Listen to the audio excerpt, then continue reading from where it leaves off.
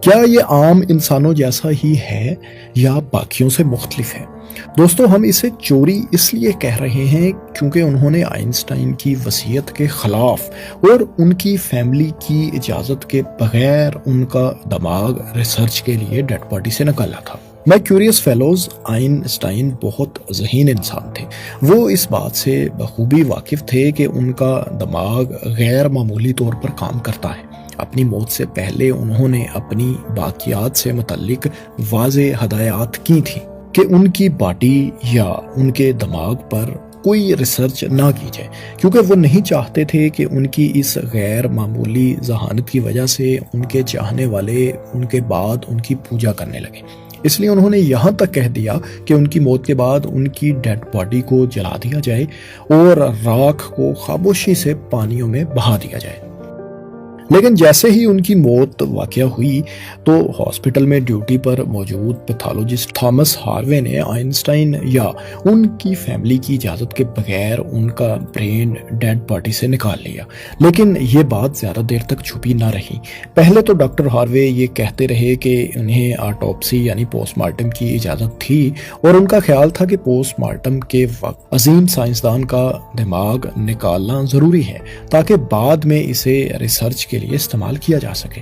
لیکن جب اس معاملے کی تحقیقات کی گئیں تو پتہ چلا کہ ڈاکٹر ہاروے کو آٹوپسی کرنے اور آئنسٹائن کا دماغ نکالنے کی اجازت کسی نے نہیں دی تھی۔ یہ کام انہوں نے آئنسٹائن کی فیملی کی اجازت کے بغیر ہی کیا تھا۔ جب معاملہ زیادہ بگڑا تو ڈاکٹر ہاروے نے آئنسٹائن کے بیٹے ہانس البرٹ سے التجا کی کہ ان کے خلاف قانونی چارہ جوئی نہ کی جائے۔ انہوں نے آئنسٹائن کے بیٹے کو یقین دلایا کہ وہ یہ ریسرچ مکمل طور پر سائنس کے مفاد اور سائنسی ترقی کے لیے کرنا چاہتے ہیں۔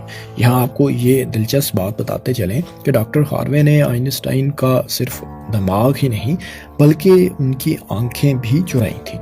انہوں نے آئنسٹائن کے آئی بالز نکال کر ان کے آنکھوں کے ڈاکٹر ہنری ابرامز کو دے دیے۔ آئنسٹائن کی آنکھیں آج بھی امریکہ میں نیو یارک شہر میں محفوظ ہیں۔ خیر، ہم اس ویڈیو میں آپ کو آئنسٹائن کی برین کی سٹوری کے بارے میں بتا رہے ہیں، اس لیے واپس آتے ہیں اپنے ٹاپک کی طرف۔ تو ڈاکٹر ہاروے کے پاس اب آئنسٹائن کا دماغ تو موجود تھا۔ وہ غیر معمولی دماغ پر ریسرچ کر کے سائنس کے میدان میں کوئی عظیم سائنسی دریافت یا انکشاف کرنا چاہتے تھے، لیکن ان کا یہ خواب پورا ہونا، انہوں نے مکمل برین کی تصاویر کو دیکھتے ہوئے یہ بات نوٹ کی کہ آئنسٹائن کے پیریٹل لوبس، جس کا فنکشن دیکھنے، سننے، محسوس کرنے اور میتھمیٹیکل سکلز یعنی حساب کتاب سے متعلق ہے، وہ آئنسٹائن کے برین میں عام پیریٹل لوب سے 15% زیادہ چوڑا تھا، یعنی باقی انسانوں سے 15% زیادہ چوڑا تھا آئنسٹائن کے دماغ کا یہ حصہ۔ اس کے علاوہ بے شمار ریسرچز کی گئیں جن کے نتائج وقتاً فوقتاً پبلش ہوتے رہے، لیکن اس ایک ویڈیو میں ہر ایک سٹڈی الگ الگ بتانے سے زیادہ کمپلیکس معاملہ یہ ہو جائے گا، آپ کے لیے سمجھنا بھی مشکل ہوگا۔ اس لیے ہم آسان الفاظ میں مختصراً آپ کو بتاتے ہیں کہ کیسے آئنسٹائن کا دماغ دوسرے انسانوں سے مختلف تھا۔ تو مائی کیوریس فیلوز، آئنسٹائن کے برین پر جو سٹڈیز پبلش ہوئیں ان میں بتایا گیا کہ ان کا دماغ عام انسانوں سے کافی مختلف تھا۔ یہ اسکرین پر دیکھیں، یہ انسانی دماغ آپ کو دو حصوں میں تقسیم نظر آ رہا ہے، ایک رائٹ برین اور ایک لیفٹ برین۔ ہماری باڈی کی لیفٹ سائڈ کو رائٹ برین کنٹرول کرتا ہے اور رائٹ سائڈ کو لیفٹ برین کنٹرول کرتا ہے، لیکن ایسا نہیں ہے کہ یہ الگ الگ فنکشن کرتے ہیں۔ اصل میں پورا دماغ مل کر ہی کام کرتا ہے، اس کے سارے پارٹس آپس میں کنیکٹڈ ہوتے ہیں۔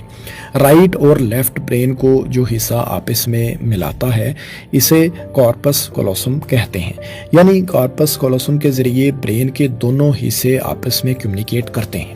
آئنسٹائن کے دماغ میں یہی پارٹ باقی انسانوں کے برین سے مختلف تھا اور یہ عام انسانوں کے مقابلے میں زیادہ بڑا تھا، یعنی آئنسٹائن کے رائٹ اور لیفٹ برین کے درمیان کمیونیکیشن عام انسان کی نسبت زیادہ سٹرونگ تھی۔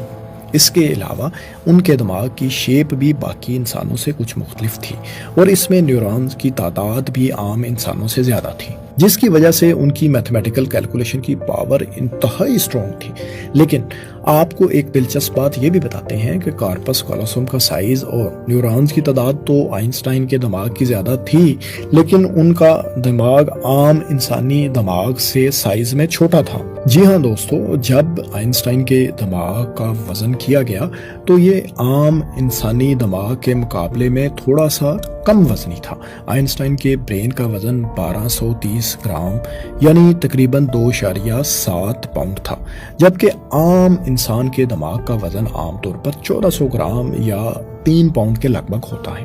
مائی کیوریس فیلو، یہ تھی جینیس فزسٹ آئنسٹائن کے برین کی کہانی جو آپ نے ہم سے جانی. ہمیں کمنٹس میں ضرور بتائیے کہ آپ کو یہ کہانی کیسی لگی. شکریہ.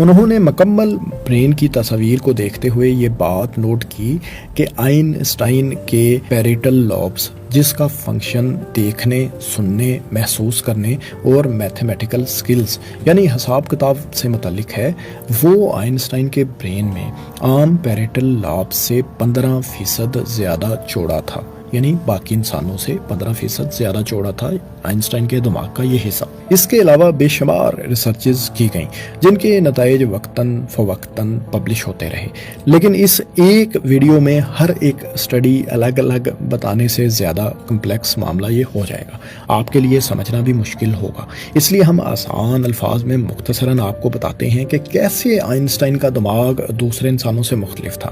تو مائی کیوریس فیلوز، آئنسٹائن کے برین پر جو اسٹڈیز پبلش ہوئیں ان میں بتایا گیا کہ ان کا دماغ عام انسانوں سے کافی مختلف تھا. یہ اسکرین پر دیکھیں، یہ انسانی دماغ آپ کو 2 حصوں میں تقسیم نظر آ رہا ہے، ایک رائٹ برین اور ایک لیفٹ برین.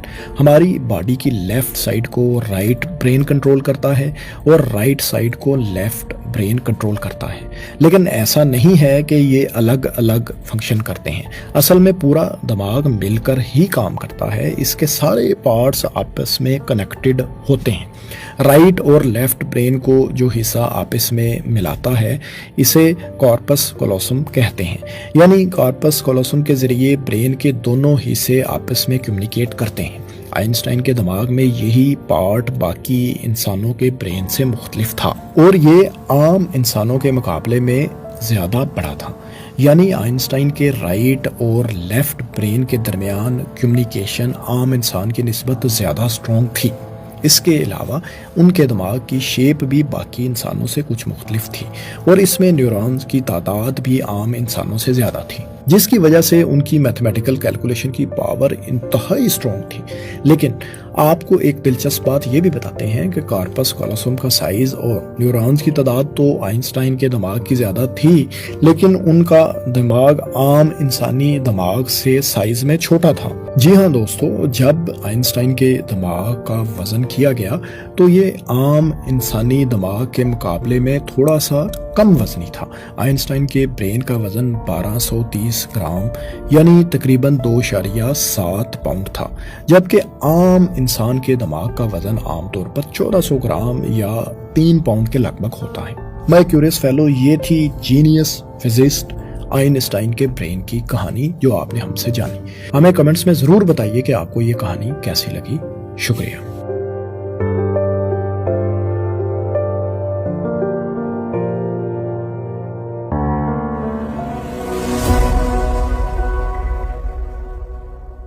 انہوں نے مکمل برین کی تصاویر کو دیکھتے ہوئے یہ بات نوٹ کی کہ آئنسٹائن کے پیریٹل لوبز، جس کا فنکشن دیکھنے، سننے، محسوس کرنے اور میتھمیٹیکل سکلز یعنی حساب کتاب سے متعلق ہے، وہ آئنسٹائن کے برین میں عام پیریٹل لوب سے 15% زیادہ چوڑا تھا، یعنی باقی انسانوں سے 15% زیادہ چوڑا تھا آئنسٹائن کے دماغ کا یہ حصہ. اس کے علاوہ بے شمار ریسرچز کی گئیں جن کے نتائج وقتاً فوقتاً پبلش ہوتے رہے، لیکن اس ایک ویڈیو میں ہر ایک اسٹڈی الگ الگ بتانے سے زیادہ کمپلیکس معاملہ یہ ہو جائے گا، آپ کے لیے سمجھنا بھی مشکل ہوگا. اس لیے ہم آسان الفاظ میں مختصراً آپ کو بتاتے ہیں کہ کیسے آئنسٹائن کا دماغ دوسرے انسانوں سے مختلف تھا. تو مائی کیوریس فیلوز، آئنسٹائن کے برین پر جو اسٹڈیز پبلش ہوئیں ان میں بتایا گیا کہ ان کا دماغ عام انسانوں سے کافی مختلف تھا۔ یہ اسکرین پر دیکھیں، یہ انسانی دماغ آپ کو دو حصوں میں تقسیم نظر آ رہا ہے، ایک رائٹ برین اور ایک لیفٹ برین۔ ہماری باڈی کی لیفٹ سائڈ کو رائٹ برین کنٹرول کرتا ہے اور رائٹ سائڈ کو لیفٹ برین کنٹرول کرتا ہے، لیکن ایسا نہیں ہے کہ یہ الگ الگ فنکشن کرتے ہیں۔ اصل میں پورا دماغ مل کر ہی کام کرتا ہے، اس کے سارے پارٹس آپس میں کنیکٹڈ ہوتے ہیں۔ رائٹ اور لیفٹ برین کو جو حصہ آپس میں ملاتا ہے اسے کارپس کالوسم کہتے ہیں، یعنی کارپس کالوسم کے ذریعے برین کے دونوں حصے آپس میں کمیونیکیٹ کرتے ہیں۔ آئنسٹائن کے دماغ میں یہی پارٹ باقی انسانوں کے برین سے مختلف تھا اور یہ عام انسانوں کے مقابلے میں زیادہ بڑا تھا، یعنی آئنسٹائن کے رائٹ اور لیفٹ برین کے درمیان کمیونیکیشن عام انسان کی نسبت زیادہ سٹرونگ تھی۔ اس کے علاوہ ان کے دماغ کی شیپ بھی باقی انسانوں سے کچھ مختلف تھی اور اس میں نیورونز کی تعداد بھی عام انسانوں سے زیادہ تھی، جس کی وجہ سے ان کی میتھمیٹیکل کیلکولیشن کی پاور انتہائی سٹرونگ تھی۔ لیکن آپ کو ایک دلچسپ بات یہ بھی بتاتے ہیں کہ کارپس کالوسم کا سائز اور نیورونز کی تعداد تو آئنسٹائن کے دماغ کی زیادہ تھی، لیکن ان کا دماغ عام انسانی دماغ سے سائز میں چھوٹا تھا۔ جی ہاں دوستو، جب آئنسٹائن کے دماغ کا وزن کیا گیا تو یہ عام انسانی دماغ کے مقابلے میں تھوڑا سا کم وزنی تھا۔ آئنسٹائن کے برین کا وزن 1230 گرام یعنی تقریباً 2.7 پاؤنڈ تھا، جبکہ عام انسان کے دماغ کا وزن عام طور پر 1400 گرام یا 3 پاؤنڈ کے لگ بھگ ہوتا ہے۔ مائی کیوریس فیلو، یہ تھی جینیس فزسٹ آئنسٹائن کے برین کی کہانی جو آپ نے ہم سے جانی۔ ہمیں کمنٹس میں ضرور بتائیے کہ آپ کو یہ کہانی کیسی لگی۔ شکریہ۔